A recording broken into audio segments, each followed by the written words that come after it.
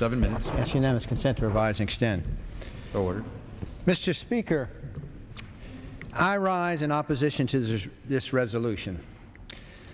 What this debate is really all about is whether you wish to make a statement in support of our new strategy in Iraq or whether you oppose this new plan. By simply supporting this resolution, you are saying you want to leave Iraq as soon as possible. I'm not willing to do this.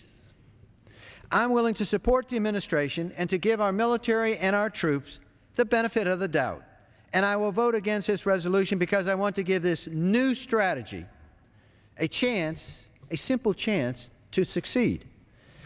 My colleagues, let me repeat. If you vote for this resolution, then you're saying you do not wish to give the military and General Petraeus a chance to succeed. In fact, this resolution declares the new strategy in Iraq is a failure before it has even had a chance to be implemented. This is inconsistent with the unanimous vote the Senate gave to the man selected to carry out this strategy, General Petraeus. Everyone agrees he is the best man. This resolution is undercutting the general and our troops at the very time they need our support. Now, many will argue that there has been ample opportunity to succeed and that we have failed at this point. Certainly, mistakes have been made and a change of strategy is long overdue. However, what should this strategy be? Should the U.S. immediately pull out of Iraq, leaving the terrorists emboldened and potentially put more Americans at risk? The advocates for this resolution have no answers, and in fact, they beg the very question: what happens when we leave? What happens in Iraq if we leave precipitously? And what do we do if it turns into a Middle East conflagration? If Shiite Iran succeeds in exerting its influence through Shiite Iraq, it will threaten to spill over a sectarian violence throughout the Middle East and elsewhere. Now, here is how the head of the Arab League views this potential conflict. This is what he said: if this happens, we will enter hell itself. The supporters of the resolution keep talking about the past, but they do not talk about the future and how we are going to solve this problem without creating a more serious problem. Edward Burke, the great conservative leader from Britain, this is how he put it: it is not a question of how we got into the situation, but how do we get out? They have no answers, and by not answering this latter question, they are begging the question. Now, this is circular reasoning. It's one in which a premise presupposes the conclusion in some way. In a course of logic, this is called the core relative. So this resolution is faulty reasoning. Any professor of logic would simply recognize the false choice. We need this new strategy that General Petraeus is implementing so that we can hand over this country to the constitutionally elected government.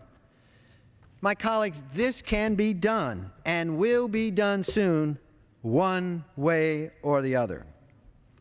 Any new strategy must be accompanied by a set of strategic benchmarks designed to measure progress in Iraq and to hold the administration and the Iraqi government accountable for their role in achieving this success.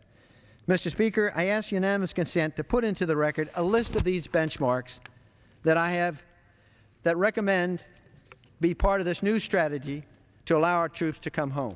Without objection. Why not consider a resolution that incorporates these benchmarks? But I do offer a warning to the administration. We must have benchmarks that demonstrate our progress in Iraq. I, for one, and many others, cannot support continued funding without measurable benchmarks. And we need to know if we are making progress. And if we are not, then we can employ other tactics and different measures, all of which will lead to the Iraqi government taking on the responsibility for their own country. My colleagues, the political easy thing to do is to vote for this faulty resolution because you are not willing to give a final chance for success and you have no ideas on achieving success. The harder political vote is no, and that is what I intend to do.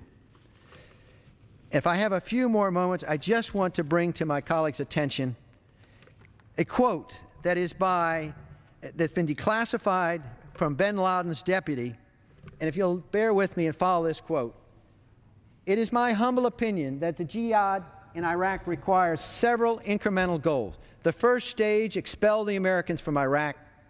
The second stage, establish Islamic authority and then develop it and support it until it achieves the level of a caliph. The third stage, extend the jihad wave to the secular countries neighboring Iraq, Syria, Jordan, Iran. The fourth stage, it may coincide with what came before, the clash with Israel, because Israel was established only to challenge a new Islamic entity." My colleagues, that's what's at stake. The war in Iraq is a central front in the global war on terrorism and a central battleground for Islamic militant extremists in this worldwide mission to simply destroy all Western democracies. And you don't have to take my word for it. You can see this declassified deputy to bin Laden, his opinion. And with that, Mr. Chairman, I yield back to balance my time.